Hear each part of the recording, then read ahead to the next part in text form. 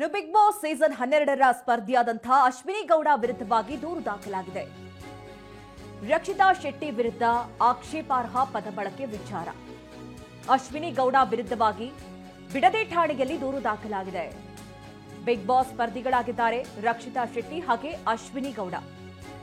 ರಕ್ಷಿತಾ ಶೆಟ್ಟಿ ವಿರುದ್ಧ cheese S ಎಂಬ ಪದ ಬಳಕೆ ಮಾಡಿದ್ರು ಅಶ್ವಿನಿ ಗೌಡ. ಬಿಗ್ ಬಾಸ್ ಸ್ಪರ್ಧಿ ಅಶ್ವಿನಿ ಗೌಡ ವಿರುದ್ಧವಾಗಿ ಈ ರೀತಿ ಗಂಭೀರ ಆರೋಪ ಕೇಳಿಬಂದಿದೆ. ಹೈಕೋರ್ಟ್ ವಕೀಲ ಪ್ರಶಾಂತ್ ಮೆಹತಾಲ್ರಿಂದ ದೂರು ದಾಖಲಾಗಿದೆ. ಅಶ್ವಿನಿ ಗೌಡ, ಬಿಸಿನೆಸ್ ಹೆಡ್ ಪ್ರಶಾಂತ್ ನಾಯಕ್ ಹಾಗೆ ಸುಷ್ಮಾ ಪ್ರಕಾಶ್ ಸೇರಿದಂತೆ 4 ವಿರುದ್ಧವಾಗಿ ದೂರು ದಾಖಲಿಸಿದ್ದಾರೆ ವಕೀಲ ಪ್ರಶಾಂತ್. ಇನ್ನು ಅವರ ವಿರುದ್ಧವಾಗಿ ಕ್ರಮ ಕೈಗೊಳ್ಳಬೇಕು ಅನ್ನುವಂತಹ ಒತ್ತಾಯವನ್ನು ಮಾಡಿದ್ದಾರೆ. ಬಿಡದಿ ಠಾಣೆಯಲ್ಲಿ 4 ವಿರುದ್ಧವಾಗಿ ಎನ್ಸಿಆರ್ ಕೂಡ ದಾಖಲಾಗಿರುವುದು ನೋಡಿ. ಬಿಗ್ ಬಾಸ್ ಸೀಸನ್ 12 ಅದರಲ್ಲಿ ಅಶ್ವಿನಿ ಗೌಡ, ರಕ್ಷಿತಾ ಶೆಟ್ಟಿ ಸೇರಿದಂತೆ ಏನು ಸ್ಪರ್ಧಿಗಳಿದ್ದಾರೆ. ಮೊನ್ನೆ ಇವರಿಬ್ಬರ ನಡುವೆ ಒಂದಷ್ಟು ಗಲಾಟೆಗಳಾಯಿತು. ಆ ಸಂದರ್ಭದಲ್ಲಿ ಅವರು ಬಳಸಿದಂತಹ ಪದ ಬಳಕೆ ವಿಚಾರಕ್ಕೆ ಸಂಬಂಧಪಟ್ಟಂತೆ ಈಗ ದೂರು ದಾಖಲಾಗಿರುವುದು. ಈ ಬಗ್ಗೆ ಹೆಚ್ಚಿನ ಡೀಟೇಲ್ಸ್ ಅನ್ನ ನೀಡ್ತಾರೆ ನಮ್ಮ ಪ್ರತಿನಿಧಿ ಪ್ರಶಾಂತ್. ಈಗ ಅಶ್ವಿನಿ ಗೌಡ ವಿರುದ್ಧವಾಗಿ, ಅಶ್ವಿನಿ ಗೌಡ ಸೇರಿದಂತೆ 4 ವಿರುದ್ಧವಾಗಿ ದೂರು ದಾಖಲಾಗಿರುವುದು. ದೂರಿನಲ್ಲಿ ಏನೆಲ್ಲ ಉಲ್ಲೇಖ ಮಾಡಲಾಗಿದೆ, ಏನ್ ಡೀಟೇಲ್ಸ್ ಇದೆ ಪ್ರಶಾಂತ್?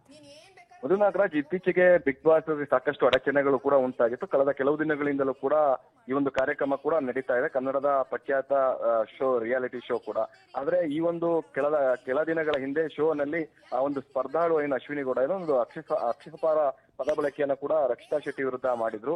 ಇದನ್ನ ವಿರೋಧಿಸ್ಬಿಟ್ಟು ಇವತ್ತು ಹೈಕೋರ್ಟ್ ನ ವಕೀಲರೊಬ್ಬರು ಪ್ರಶಾಂತ್ ಮೆಹತಾಲ್ ಅಂತ ಅವರು ಬಿಡದಿ ಠಾಣೆಗೆ ಒಂದು ದೂರನ್ನು ಕೂಡ ಕೊಟ್ಟಿದ್ದಾರೆ. ಈ ರೀತಿಯ ಒಂದು ಪದ ಬಳಕೆಯನ್ನ ಬಳಸಿದ್ದಾರೆ ಅಂತ ಕೆಲ ದಿನಗಳ ಹಿಂದೆ ಆ ಒಂದು ಕಾರ್ಯಕ್ರಮದ ಮಧ್ಯದಲ್ಲಿ ರಕ್ಷಿತಾ ಶೆಟ್ಟಿ ವಿರುದ್ಧವಾಗಿ ಶೀಸ್ ಎಸ್ ಅನ್ನುವಂತ ಒಂದು ಪದ ಬಳಕೆಯನ್ನು ಕೂಡ ಅಶ್ವಿನಿ ಗೌಡ ಅವರು ಕೂಡ ಬಳಸಿದ್ರು. ಹೀಗಾಗಿ ಇವರ ವಿರುದ್ಧ ಕೂಡ ಕ್ರಮ ಕೈಗೊಳ್ಳಬೇಕು. ಜೊತೆಗೆ ಈ ಒಂದು ಕಾರ್ಯಕ್ರಮವನ್ನ ನಡೆಸ್ತಿರುವಂತ 3 ಜನ ಸೇರಿದಂತೆ ಅಂದ್ರೆ ಬಿಸಿನೆಸ್ ಹೆಡ್ ಆಗಿರುವಂತಹ ಪ್ರಶಾಂತ್ ನಾಯ್ಕ, ಸುಷ್ಮಾ ಪ್ರಕಾಶ್ ಅಂತ ಇವರು 4 ವಿರುದ್ಧ ಕೂಡ ಕ್ರಮ ಕೈಗೊಳ್ಳಬೇಕು, ತನಿಖೆ ಮಾಡಬೇಕು ಅಂತ ಹೇಳಿ ಈ ಒಂದು ಬಿಡದಿ ಠಾಣೆಗೆ ಹೈಕೋರ್ಟ್ ವಕೀಲರಾಗಿರುವಂತವರು ಪ್ರಶಾಂತ್ ಮೆಹತಾಲ್ ಅಂತ ಅವರು ದೂರು ಕೊಟ್ಟಿದ್ದಾರೆ. ಈ ಹಿನ್ನೆಲೆ ಬಿಡದಿ ಠಾಣೆಯಲ್ಲೂ ಕೂಡ ಈಗ ಎನ್ಸಿಆರ್ ದಾಖಲಾಗಿದೆ.